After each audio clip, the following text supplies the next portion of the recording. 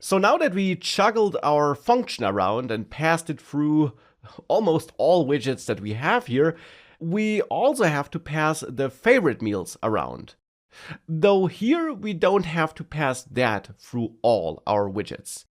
Instead, we just have to pass our favorite meals here to our meals screen if it's being displayed as the favorites screen, as it is the case here in our tabs screen if the second tab was selected. Here, instead of passing an empty list, we want to pass our favorite meals. If we do that and reload everything, if we now visit a meal and mark it as a favorite, you will see that now in the favorite screen, this meal shows up. If I then click this button again, it should be removed, but it actually is still there until I navigate away and go back here. So what's the problem here? Well, the problem simply is that in toggle meal favorite status, I am updating my favorite meals, but I'm not calling set state. And of course, we have to call set state to make sure that our update here also triggers the build method again, which then in turn will make sure that the UI is updated. So we have to wrap our favorite meals remove or favorite meals add calls into set state inside of toggle meal favorite status.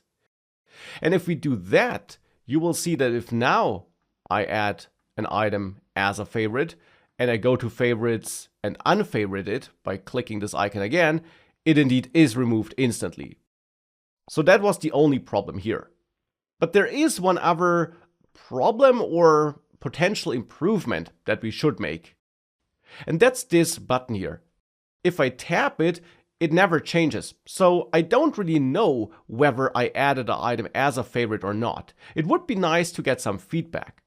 Now we will make sure that the icon changes in the next course section, because right now it would be unnecessarily complex and it will be much easier in the next section once we learn about a more powerful way of managing cross-widget state like this favorite meals list state, which does affect multiple widgets. So therefore for the moment, instead of replacing this icon here, I'll do something different.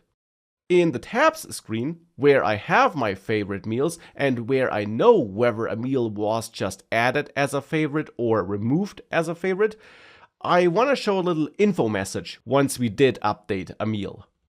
So therefore here I'll add a new method, show info message, where I expect to get the message of type string as an argument. And in here, I want to show a snack bar. And you learned about snack bars earlier in the course, in the expense tracker section. We can show such a snack bar through the scaffold messenger, which needs the context though, but since we're in a state object here, we have this globally available context, so that's quite convenient. And then here, I first of all want to clear all existing snack bars if we're already showing some. And then thereafter, we can show a new snack bar by calling show snack bar like this.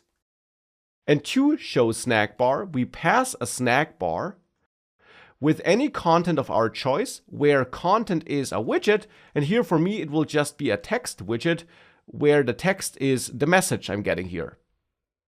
Now we could also set a duration then, but the default duration is actually 4 seconds, which works for me here. So I'm just setting the content. And now we can call show info message from inside here. So if we just removed a meal from the favorite meals list here, I'll call show info message with a text of meal is no longer a favorite.